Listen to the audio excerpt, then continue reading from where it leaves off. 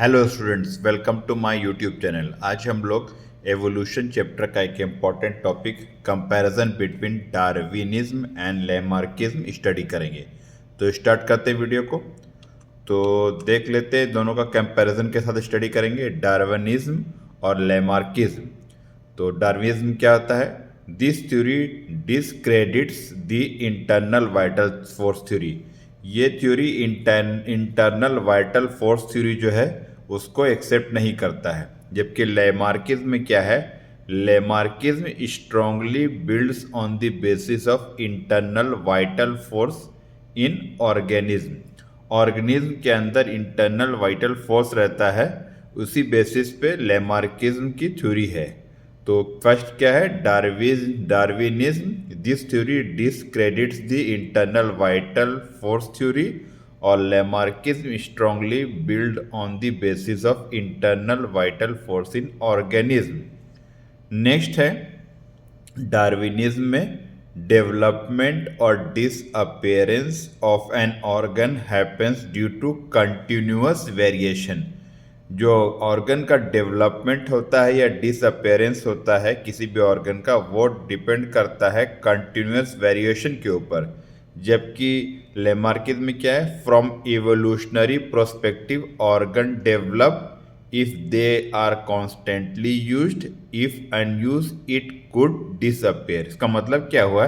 Evolution में जो Lamarckism का थ्योरी है उसके हिसाब से ऑर्गन तभी डेवलप होगा जब वो कॉन्स्टेंटली यूज्ड होगा, और अगर वो यूज नहीं होगा, अनयूज रहेगा, तो वो डिसअपेयर हो जाएगा। जबकि डार्विनिज्म में क्या किया गया है? Development of disappearance of organ happens due to continuous variation, यानी ऑर्गन का डेवलपमेंट या डिसअपेयरेंस होगा ड्यू टू कंटिन्यूअस वेरिएशन। जबकि लैमार्किज्म में कहा गया है कि ऑर्गन डेवलप तभी करेगा जब उसका कांस्टेंट यूज होगा, अगर यूज नहीं होगा तो वो डिसअपेयर हो जाएगा। नेक्स्ट है Darwinism emphasises the struggle for existence. Darwinism सिद्धांत देता है कि स्ट्रगल ऑफ एग्जिस्टेंस होता है, किसी भी ऑर्गेनिज्म को सर्वाइव करने के लिए स्ट्रगल करना पड़ता है, इसीलिए Darwinism emphasis the struggle for existence. जबकि Lamarckism discredits struggle for existence. Lamarckism believe नहीं करता है स्ट्रगल फॉर एग्जिस्टेंस के लिए। नेक्स्ट है डार्विनिज्म में only useful variation are transfer to the succeeding generation. Darwin के हिसाब से जो यूजफुल वेरिएशन रहता है वही ट्रांसफर होता है सक्सीडिंग यानी नेक्स्ट जनरेशन में।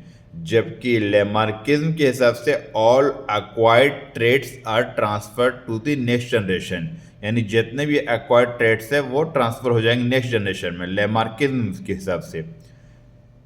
लास्ट है fifth comparison. Darwinism was built on the principle of survival of fittest. Darwinism जो थ्योरी है वो बेस्ड है principal of survival of the fittest, यानी जो सबसे फिटेस्ट रहेगा वही सर्वाइव करेगा organism.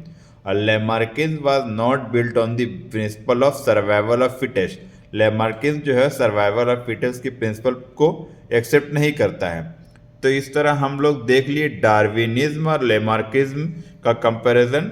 Darwinism internal vital force theory को डिस्क्रेडिट करता है, नहीं मानता है, जबकि Lamarckism internal vital force theory के हिसाब से चलता है। डार्विनिज्म में डेवलपमेंट और disappearance of organ happens due to continuous variation, जबकि लैमार्किज्म में organ develop if they constantly use, if unuse it could disappear.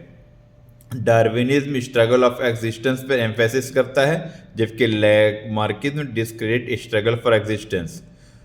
Darwinism में ओनली यूजफुल वेरिएशन और transfer to the succeeding generation, जबकि Lamarckism में all acquired traits are transfer to the next generation.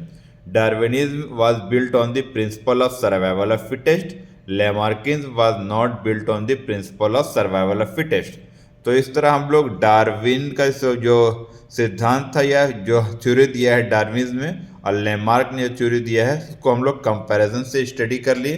तो अगर आप लोगों को मेरा वीडियो पसंद आया है तो वीडियो को लाइक कीजिएगा, चैनल को शेयर कीजिएगा, सब्सक्राइब कीजिएगा। मिलते हैं नेक्स्ट वीडियो के साथ। थैंक